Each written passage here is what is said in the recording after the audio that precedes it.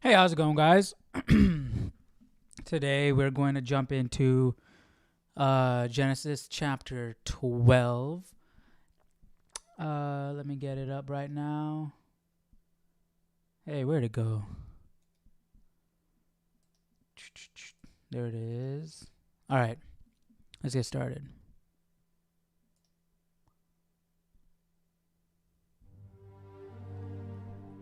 Now the Lord had said to Abram, Get out of your country, from your family, and from your father's house, to a land that I will show you. I will make you a great nation. I will bless you and make your name great, and you shall be a blessing. I will bless those who bless you, and I will curse him who curses you. And in you, all the families of the earth shall be blessed.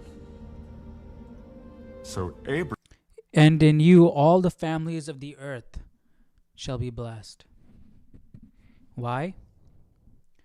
Is he like the ancestor of all the families of the earth? No. Because that would make sense if Noah was. What does that mean? Let's see. Verse 3. Chapter 12, verse 3.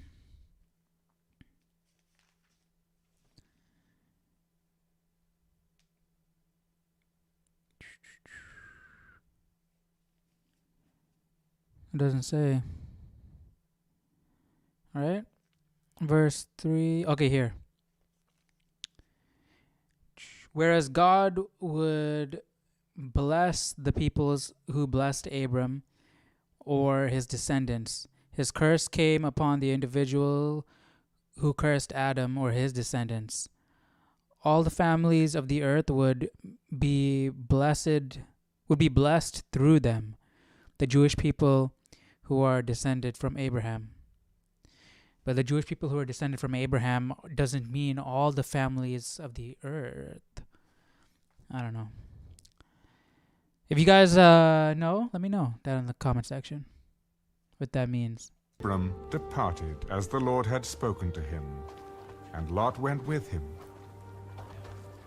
And Abram was 75 years old when he departed from Haran.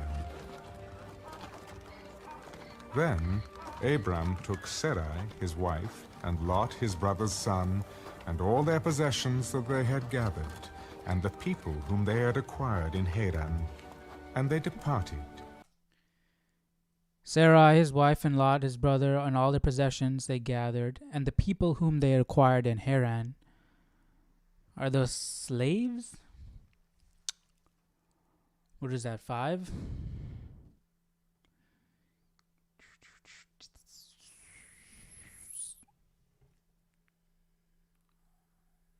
Yeah, this Bible is not mentioning it.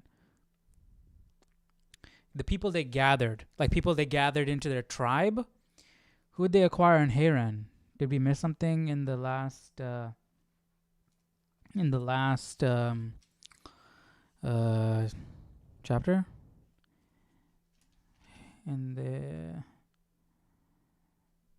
don't know. I'll just keep going. The people whom they had acquired in Haran, and they departed to go to the land of Canaan. So they came to the let me just see here real quick. And Terah took his son Abram and his grandson Lot, the son of Haran, and his daughter-in-law Sarai, his son Abram's wife, and they went out with them from Ur of the Chaldeans to go to the land of Canaan.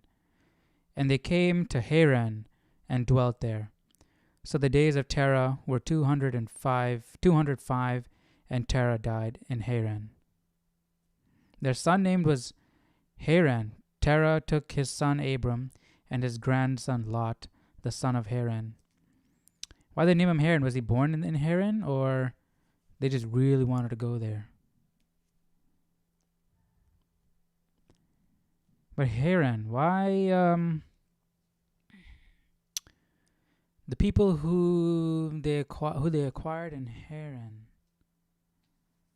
I don't know. I don't know if that means like they became part of their tribe, or they acquired them as slaves. I don't know. Land of Canaan.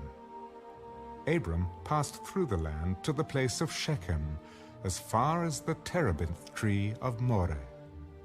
And the Canaanites were then in the land. Then the Lord appeared to Abram.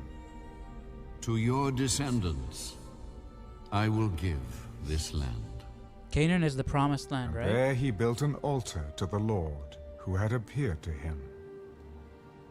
And he moved from there to the mountain east of Bethel, and he pitched his tent, with Bethel on the west and Ai on the east. There he built an altar to I the like the sound Lord, effects. and called on the name of the Lord. So Abram journeyed, going on still toward the south.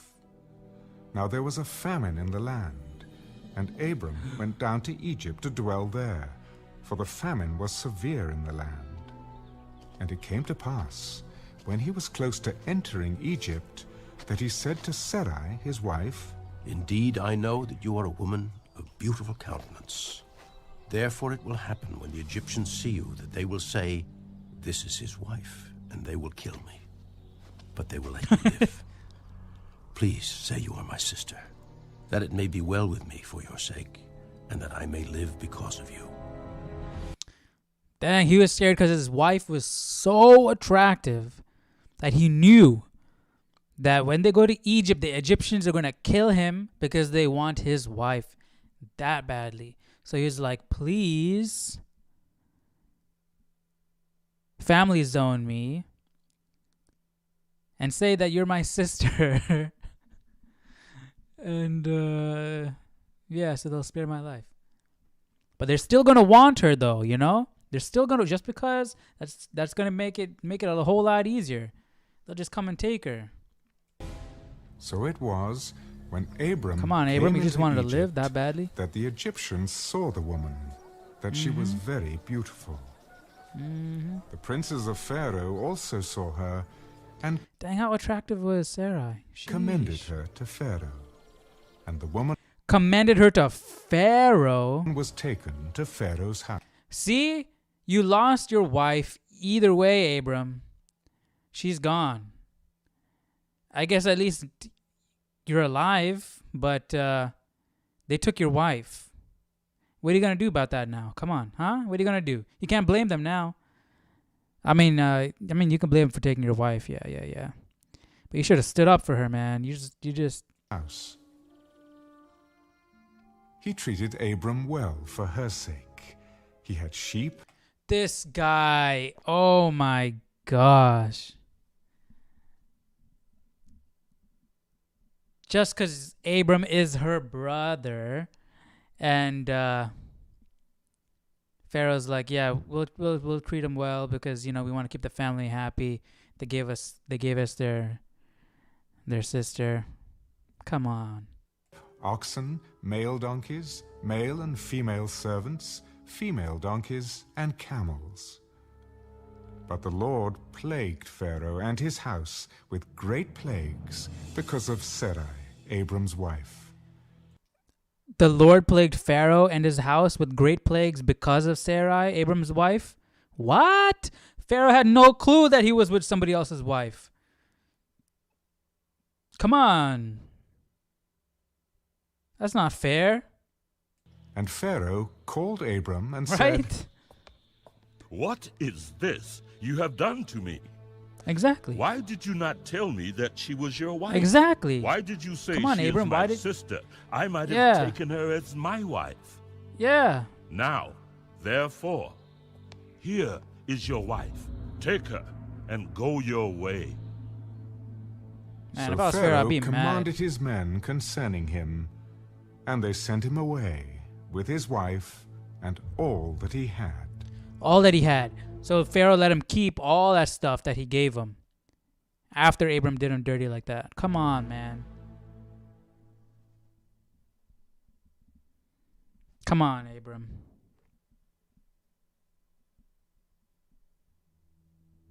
Then Abram went up from Egypt, he and his wife, and all that he had, and Lot with him, to the south.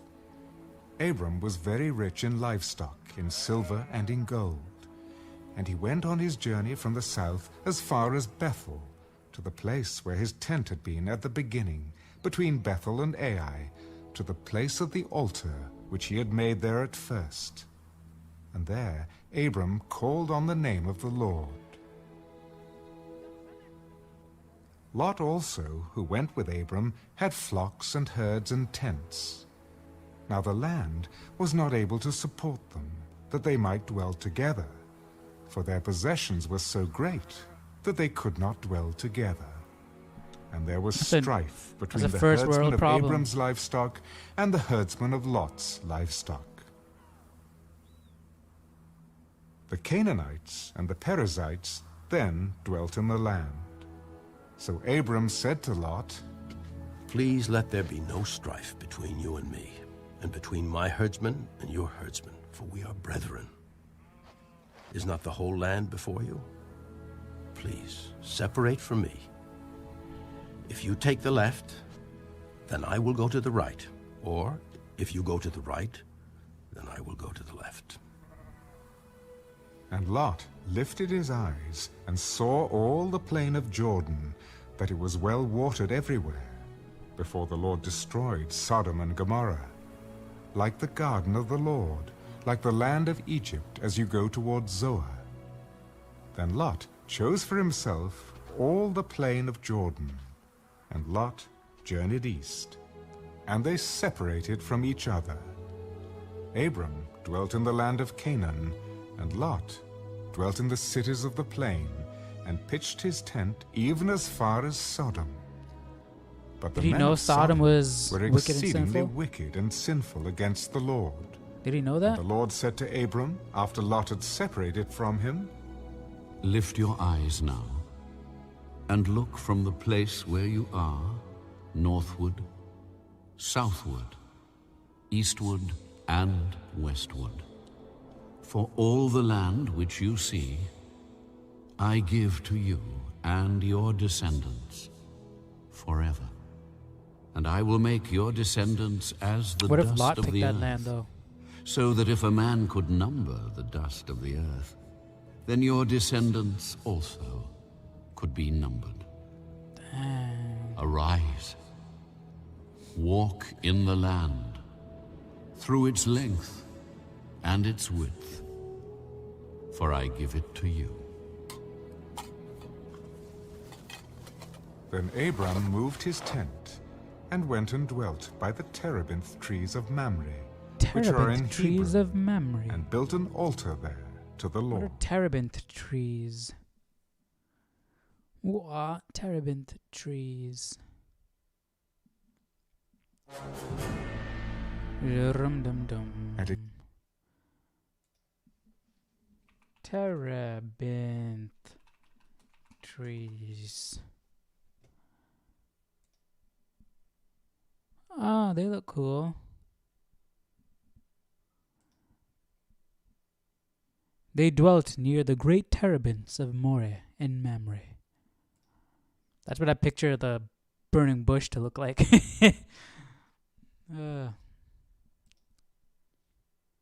It came to pass in the days of Amraphel, king of Shinar, Arioch, king of Elasa, Kedorlaomer, king of Elam, and Tidal, king of nations, that they made war with Bera, king of Sodom, Birsha, king of Gomorrah, Shinab, king of Admah, Shemeba, king of Zeboim, and the king of Bela, that is Zoar.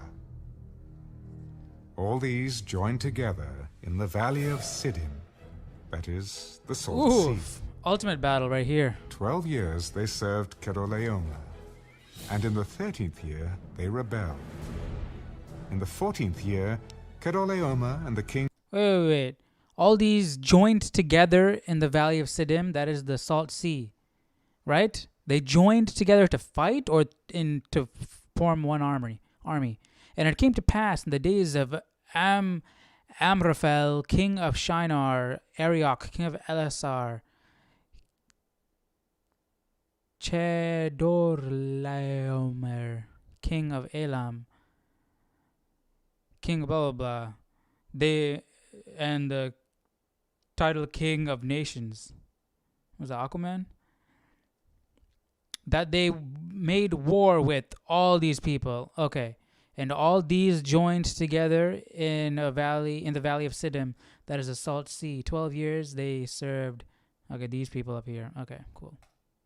Whoa. Kings that were with him came and attacked the Rephaim. 12 years they served Chedorlaomer.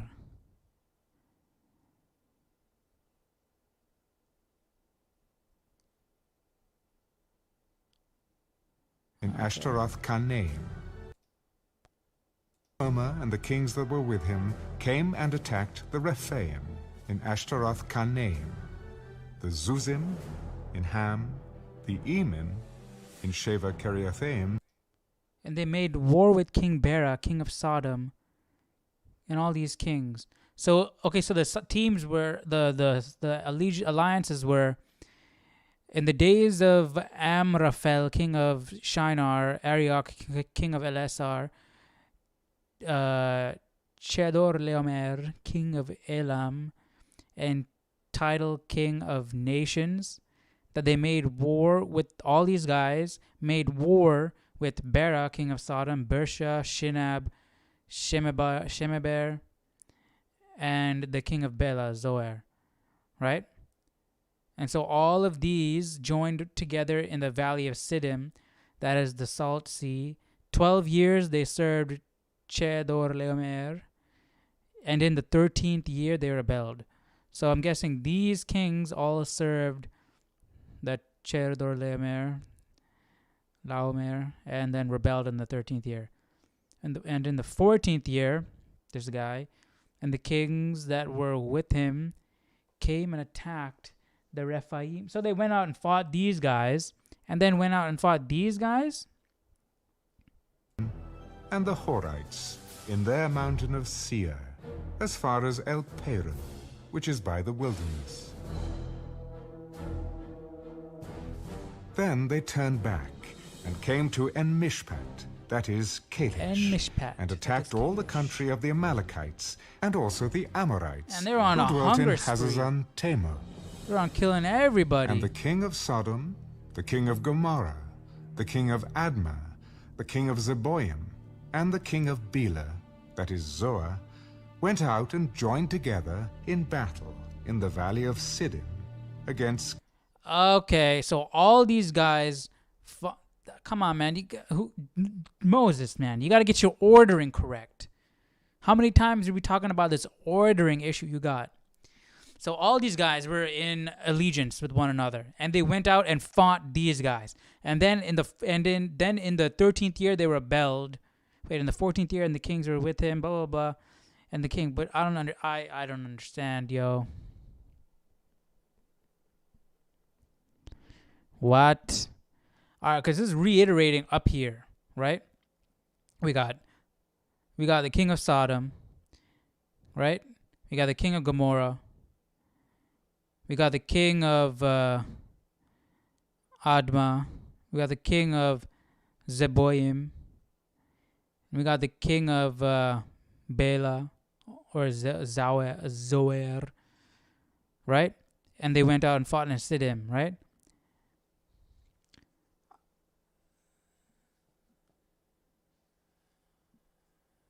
Against Chedorlaomer, king of Elam, title kings, Amraphel, king of Shinar, Arioch, king of Elasar, the 4 kings against 5. In the 14th year, Chedorlaomer and the kings that were with him came and attacked all these guys. And the king of Sodom, the king of Gomorrah. In the 14th year this happened. So in the 12 years they served Chedorlaomer, and the 13th year they rebelled. Then in the 14th year, these people happened. So when does this happen? This happened before. I'm guessing this happened up here. And then this happened. Come on, this ordering is crazy. We need to just have some consistency king of going. Elam. Tidal, king of nations, Amraphel, king of Shinar, and Arioch, king of Elasar. 4 kings against 5. Now the valley of Siddim was full of asphalt pits, and the kings of Sodom and Gomorrah fled. We got one viewer. Hello, how are and you the today? remainder fled to the mountains. Dang, I wish I could see the names. Then they took all the goods of Sodom and Gomorrah and all their provisions and went their way. They also took Lot, Abram's brother's son, who dwelt in I don't Sodom, even see what is. and his goods of now king of nations, Amraphel, king of Shinar, and Eriach, king of Elasa. 4 kings against 5. Now the valley of Siddim was full of asphalt pits, and the kings of Sodom and Gomorrah fled. Some fell there, and the remainder fled to the mountains. Then they took all the goods of Sodom and Gomorrah and all their provisions and went their way. They also took Lot, Abram's brother's son, who dwelt in Sodom, and his goods, and departed. Then one who had escaped came and told Abram the Hebrew, for he dwelt by the terebinth trees of Mamre, the Amorite, brother of Eshcol and brother of Aner, and they were allies with Abram. Now when Abram heard that his brother was taken captive, he armed his 318 trained servants who were born in his own house, and went in pursuit as far as Dan. He divided his forces against them by night, and he and his servants attacked them and pursued them as far as Hobah, which is north of Damascus. So he brought back all the goods, and also brought back his brother Lot and his goods, as well as the women and the people. Wait, what? And the king of Sodom went out to meet him at the valley of Shaveh, that is, the king's valley, after his return from the defeat of Kedorlaomer, and the kings who were with him. Then Melchizedek, king of Salem, brought out bread and wine. He was the priest of God Most High. Damascus. So he brought back all the goods, and also brought back his brother Lot and his goods, as well as the women and the people. And the king of Sodom went out to meet him at the valley of Shaveh, that is, the king's valley, after his return from the defeat of Kedorlaomer, and the kings who were with him. Then Melchizedek, king of Salem, brought out bread and wine. He was the priest of God Most High. And he blessed him.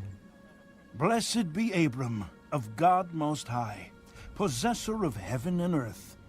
And blessed be God Most High, who has delivered your enemies into your hand. And he gave him a tithe of all. Now the king of Sodom said to Abram, Give me the persons, and take the goods for yourself. But Abram said to the king of Sodom, I have raised my hand to the Lord God Most High, the possessor of heaven and earth, that I will take nothing, from a thread to a sandal strap, and that I will not take anything that is yours, lest you should say, I have made Abram rich, except only what the young men have eaten, and the portion of the men who went with me, Aner, Eshcol, and Mamre. Let them take their portion. Wait, let me go back. Where was it? Oh, it was here.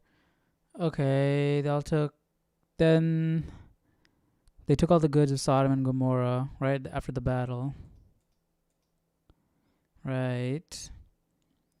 And all the provisions and went their way. They also took Lot, Abram's brother's son, who dwelt in Sodom, and his goods, and departed. Huh. But I thought Lot and his wife, left Sodom and she turned into a pillar of salt and all that. Did he move back later on?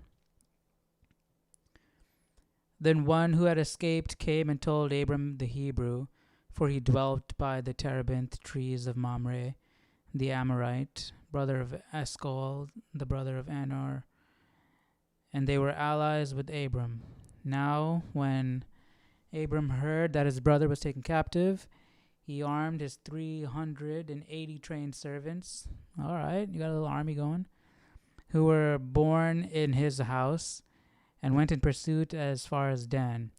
He divided his forces against them by night, and he and his servants attacked them and pursued them as far as Hobah, which is north of Damascus. So he brought back all the goods and brought back his brother Lot and his goods. All right, retrieval mission, as well as the women and the children and the people. The king of Sodom went out to meet him in the valley of Sheva, or Shave, that is King's Valley, after his return from the defeat of Chedorlaomer, the kings who were with him. Then Melchizedek, king of Salem, brought out bread and wine, and he was the priest of the God Most High. Okay. He was the priest of God Most High, and he was the king of Salem. And he blessed him and said, "Blessed be Abram." Oh, okay, so there's like a whole kingdom. Salem is all devoted to God. Okay. Blessed be Abram of God Most High, possessor of heaven and earth. So, All back his and the kings who were, and he gave him. But Abram said to the king of Sodom, "I have raised my hand to the Lord God Most High, the possessor of heaven and earth, that I will take nothing from a thread to a sandal strap, and that I will not take anything that is yours, lest you should say, I have made Abram rich, except only that the young men have eaten, and the portion of the men who went with me, Aner, Eshcol, and Mamre, let them take their Him a portion." tithe of all.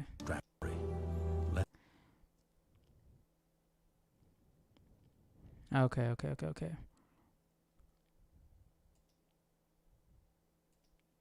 So just going on a war spree.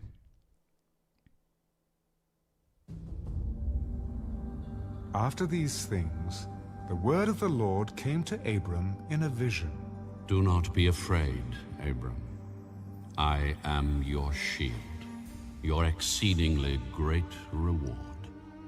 Lord God, what will you give me, seeing I go childless, and the heir of my house is Eliezer of Damascus? Look, you have given me no offspring. Indeed, one born in my house is my heir. And behold, the word of the Lord came to him. This one shall not be your heir, but one who will come from your own body shall be your heir. Then he brought him outside. Look now toward heaven, and count the stars if you are able to number them. So shall your descendants be. And he believed in the Lord, and he accounted it to him for righteousness. I am the Lord who brought you out of Ur of the Chaldeans to give you this land to inherit it. The Chaldeans, I like God. that name. How shall I know that I will inherit it? Bring me He literally just told a you. 3-year-old heifer, a 3-year-old female goat, A 3-year-old a what? 3-year-old ram, a turtle dove, and a young pigeon. Then he brought all these to him, and cut them in two, down the middle, Holy. and placed each piece opposite the other. But he did not cut the birds in two. And when the vultures came down on the carcasses, Abram drove them away. Now when the sun was going down, a deep sleep fell upon Abram. And behold, horror and great darkness fell upon him. Then he said to Abram, No, certainly, that your descendants will be strangers in a land that is not theirs, and will serve them, and they will afflict them 400 years. And also the nation whom they serve I will judge. Afterward they shall come out with great possessions. Wait. And he said to Abram, know certainly that your descendants will be strangers in a land that is not theirs, Egypt, and I will serve them, and they will afflict them for 400 years. They were in bondage for 400 years, right? And also the nation whom they serve I will judge, which God did. Afterward they shall come out with great possessions, which they did. Gold and all the jewels and whatnots and everything. Now as for you, you shall go to your fathers in peace. You shall be buried at a good old age, but in the 4th generation they shall return here. For the iniquity of the Amorites is not yet complete. Is there any reason why this happened?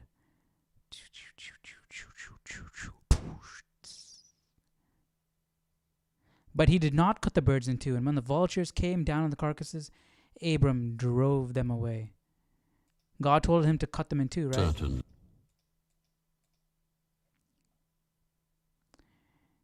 And cut them in two, down the middle, and placed each piece opposite the other. Oh, okay. But he did not cut the birds in two. And when the vultures came down on the carcasses, Is not there. So what is the reasoning? Why did God do this? Why did God allow for his people? I mean, we're all his people, but why did God allow for the Jews, whatever, the people who followed him at this time, to get be enslaved for 400 years? Why? Like all this time he's been saying, like, okay, Abram, guess what? You're gonna have the descendants as big as such a vast number you can't even count, like the sands of the desert and the stars in the sky. And then he's like, oh yeah, well, I didn't tell you about this part. I'll just tell you while you're sleeping, right? Yeah. Well, I'll tell you while you're asleep.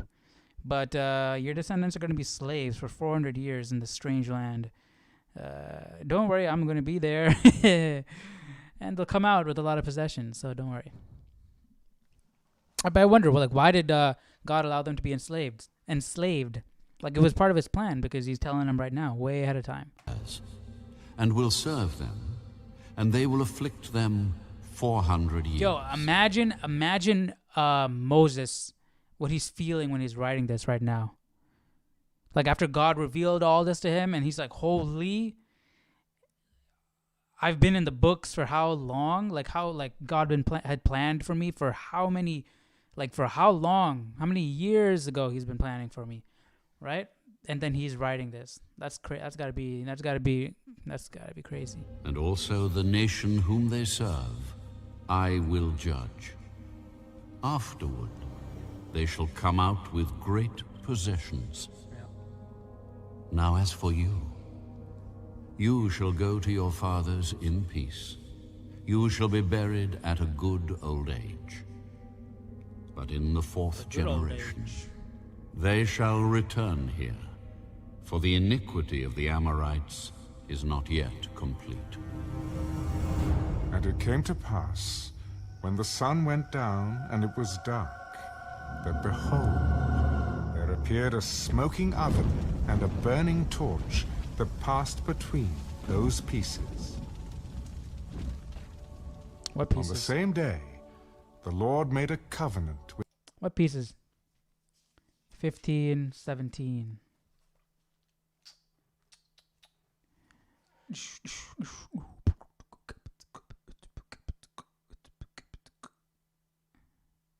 Between those pieces, this last element has profound implications. In solemn agreements between equals, parity treaties, both parties would pass between the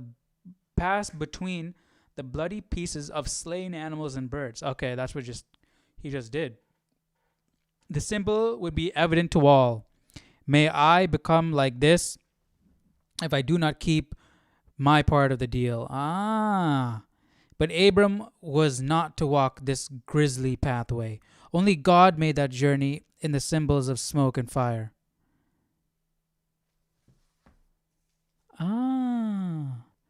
When the sun went down and it was dark, that behold, there appeared a smoking oven and a burning torch that passed between those pieces. So God was like, that was like a foreshadowing of Jesus also. Interesting.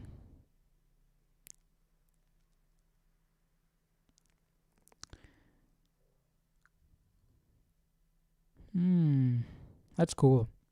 With Abram, To your descendants I have given this land, from the river of Egypt to the great river, the river Euphrates, the Kenites, the Kenizzites, the Cadmonites, the Hittites, the Perizzites, the Rephaim, The the parasites. Amorites, the Canaanites, the Girgashites, and the Jebusites.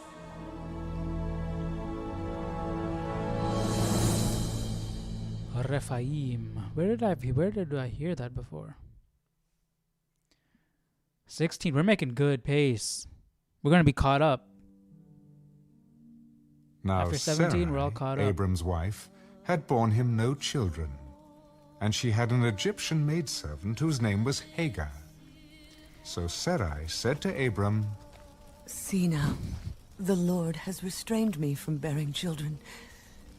Please, go into my maid. Come on, man. Ye of little Perhaps I faith. shall obtain children by her. and Abram heeded the voice of Sarai. Then Sarai, Abram's wife, took Hagar, her maid, the Egyptian,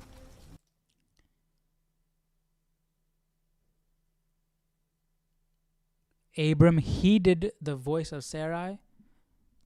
You know he didn't need that much. He didn't need much convincing. You know he didn't need much convincing. and gave her to her husband Abram to be his wife, after Abram had dwelt 10 years in the land of Canaan. To be his wife. So he Not went just, in to Hagar, and she conceived. And when she saw that she had conceived, her mistress became despised in her eyes. Then Sarai said to Abram, Her mistress became despised in her eyes? In her eyes? Huh? So Hagar had some ill feelings about Sarai after that? Did she feel like because she gave Abram a son and Sarai didn't? Let's see what this has to say. Verse 4. Despise. Sarah paid an emotional price for doing what the culture accepted. Using a surrogate mother may have been expedient and acceptable in the culture, but the hatred and belittling by the arrogant young servant woman was excruciating for Sarai. Now that she saw the pride of her servant, Sarai was humiliated. Okay. I always thought that Sarai was just mad because she was jealous because Abram has a son now and it's with some other woman, and Sarai changed her mind at that point because she was like, wait, I actually don't want this. He's spending too much time with that girl and that boy, and that's not my son.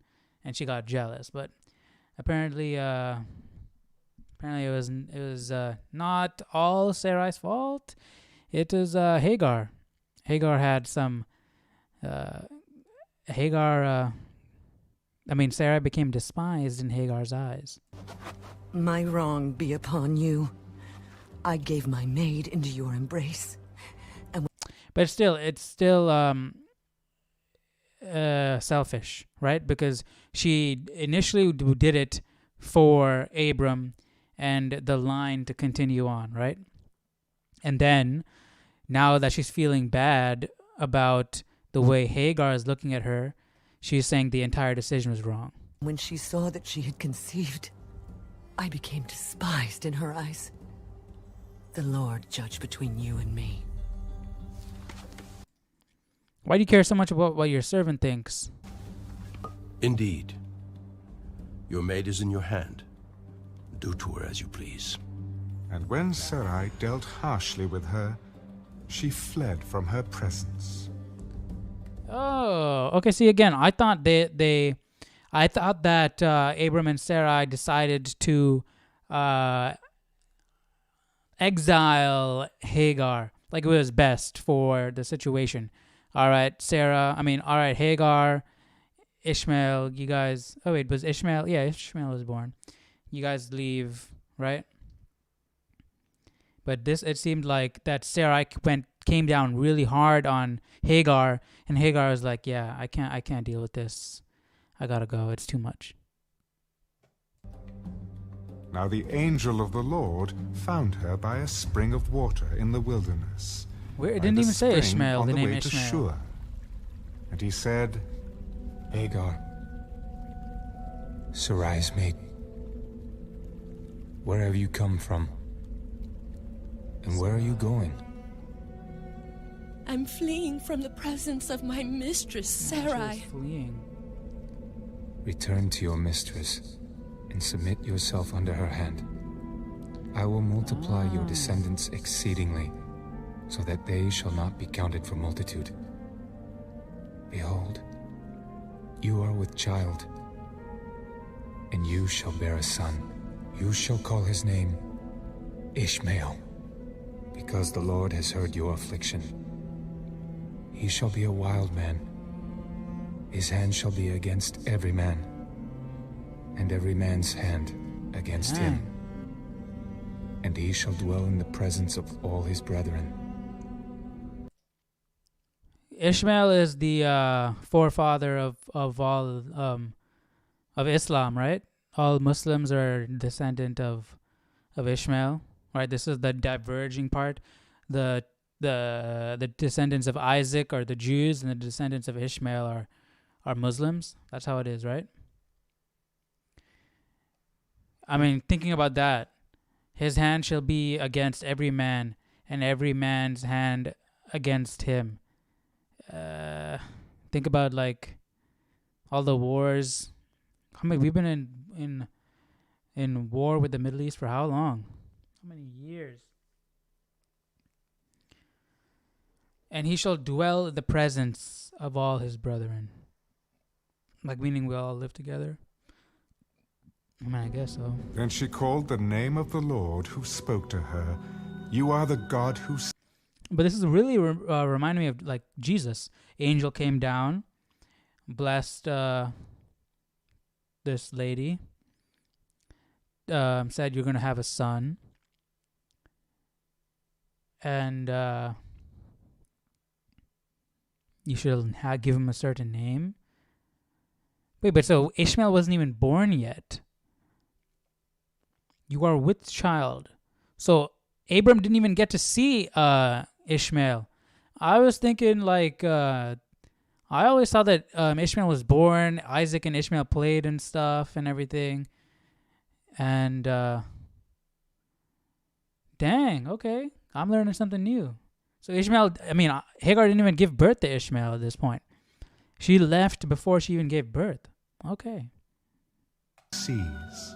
For she said, Have I also been watching too here many movies seen and him cartoons. who sees me?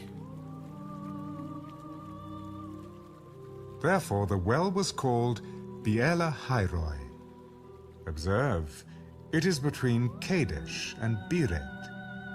So Hagar bore Abram a son. And Abram named his son, whom Hagar bore, Ishmael. Abram was 86 years old when Hagar bore Ishmael to Abram.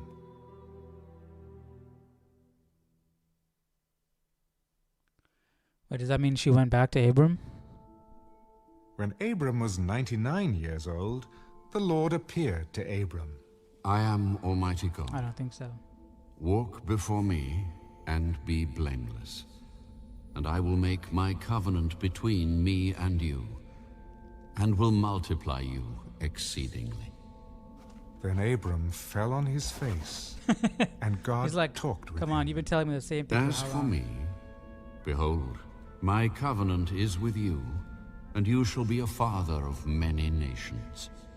No longer shall your name be called Abram, but your name shall be Abraham. For I have made you a father of many nations. I will make you exceedingly fruitful, and I will make nations of you, and kings shall come from you. And I will establish my covenant between me and you, and your descendants after you in their generations, for an everlasting covenant, to be God to you, and your descendants after you. Also I give to you and your descendants after you the land in which you are a stranger, all the land of Canaan as an everlasting possession, and I will be their God. As for you, you shall keep my covenant, you and your descendants after you throughout their generations. This is my covenant which you shall keep between me and you and your descendants after you. Every male child among you shall be circumcised, and you shall be circumcised in the flesh of your foreskins, and it shall be a sign of the covenant between me and you. What kind of sign is that? 8 days old among you shall be circumcised, every male child in your generations, he who is born in your house, Wonder why. or bought with money from any foreigner who is not your descendant. He who is born in your house, and he who is... God's the one who created us, right? So why would he say to alter that creation? Right? Why would he tell us to permanently alter a part of his creation? Unless it's not intended to be like that? Or it's not that deep and this is literally just a sign. It's not that serious. And this is just a sign, like not altering creation or a fault in the creation or anything like that. Among you shall be circumcised, every male child in your generations, he who is born in your house, or bought with money from any foreigner who is not your descendant. He who is born in your house, and he who is bought with your money. So how does that work? Slavery is wrong, right?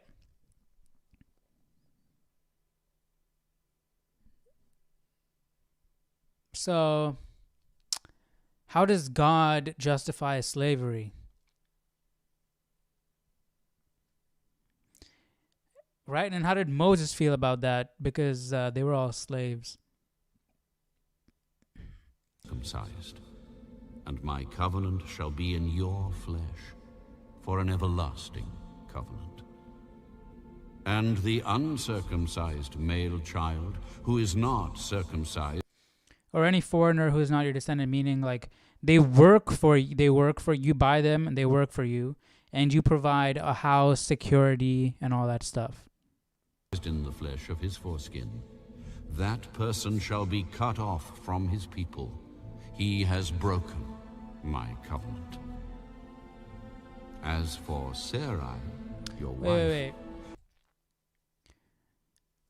And the uncircumcised male who is not circumcised in the flesh of his foreskin, that person shall be cut off from his people.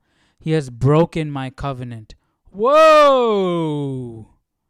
So if you're not circumcised, you're cut off from your people?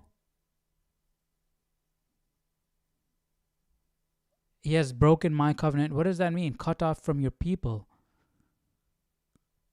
Is this only applying to certain people? Because nowadays there's a lot of people who are not circumcised, and I don't think they're cut off from their people. Whoa. Almost dropped the Bible. 17:14. Where is it? 17:14. There is something of a pun in the expression cut off. Come on. Stop it. Yeah, I don't know if God intended it to be like that. Any man who did not accept circumcision would be cut off from the community. Some have thought that this section of scripture concerns only the external act of circumcision, but we know God's concern to be greater. Circumcision, an outward sign, stood for a thorough commitment to God, because you're willing to do something like that to show your commitment. An inward reality. Hence, the Apostle Paul demands that the heart be circumcised to God. That makes sense to me. You shall not call her name It's a Sarah, pun. but Imagine if Sarah God meant for it to be a shall pun. be her name. And I will bless her. That would be hilarious. And also give you a son by her. Then I will bless her, and she shall be a mother of nations. A mother of peoples nations shall be from her. Then Abraham fell on his face and laughed and said, because they're at that 120-year-old cap. They're not living 900 years. 90-year-old time to have a kid, that's young. That's really young. in his heart, Shall a child be born to a man who is 100 years old? And shall Sarah, who is 90 years old, bear a child? and Abraham said to God, Oh, that Ishmael might live before you. No, Sarah your wife shall bear you a son, and you shall call his name Isaac. Oh, he was like, oh, wait, you mean I will Ishmael? establish my covenant. How with does him. he know? How does Abram know about Ishmael? Because Hagar already ran by then. And the angel told to name the child Ishmael on the way. So how does Abraham know about Ishmael? I mean, he knows that she was pregnant, but how does he know about the name?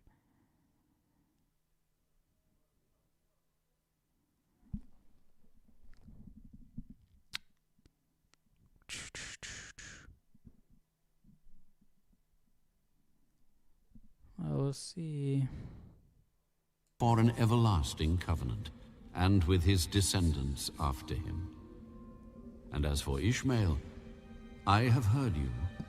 Behold, I have blessed him, and will make him fruitful, and will multiply him exceedingly. He shall beget 12 princes, and I will make him a great nation. Is there like 12 princes in Islam, like 12 tribes? I don't know. But my covenant I will establish with Isaac, whom Sarah shall bear to you at this set time next year. Then he finished talking with him, and God So I guess went up Hagar from went back. Abraham.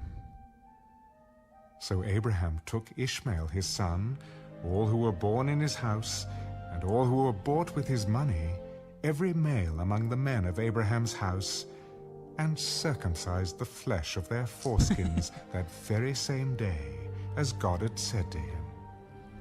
Abraham was 99 years old when he was circumcised in the flesh of his foreskin, and Ishmael his son was 13 years old when he was circumcised in the flesh of his foreskin.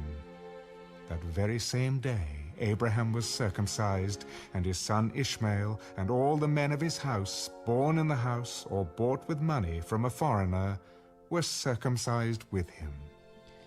Man, Moses, I know you were a stutterer and you stumbled around your words, but you don't have to repeat the same sentence after you literally just said it. All right, no offense, Moses. Okay, I'm not good at talking either, actually. But that's it, man. We finished 17, and we did it in a timely fashion. We did 12 to 17 in under an hour. That's great. I'm gonna jump into chapter 18 tomorrow. What do you guys think about circumcision? What are your thoughts on it? Do you think it's like how people say it's like mutilation and it's not right because the baby doesn't have any autonomy at that point, and there's no consent given, and therefore you can't permanently alter a child before they can say anything about it, right? Because you wouldn't circumcise a girl when she's born, right? I don't know, that sounds really messed up, but it's ingrained in our culture that it's okay to do it to a boy. What do you think? I mean,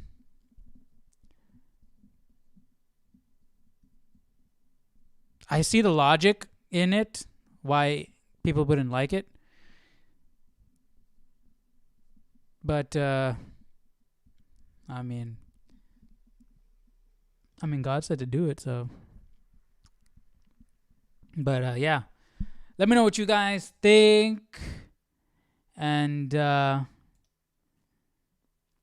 we'll see you guys tomorrow for chapter 18. And yeah, I'm glad you guys were able to join us and got through these chapters. What did we get through? 12 to 17. That's a good portion. That's a good portion right there. So yeah, I'll see you guys tomorrow for chapter 18, and we'll continue from there. Goodbye.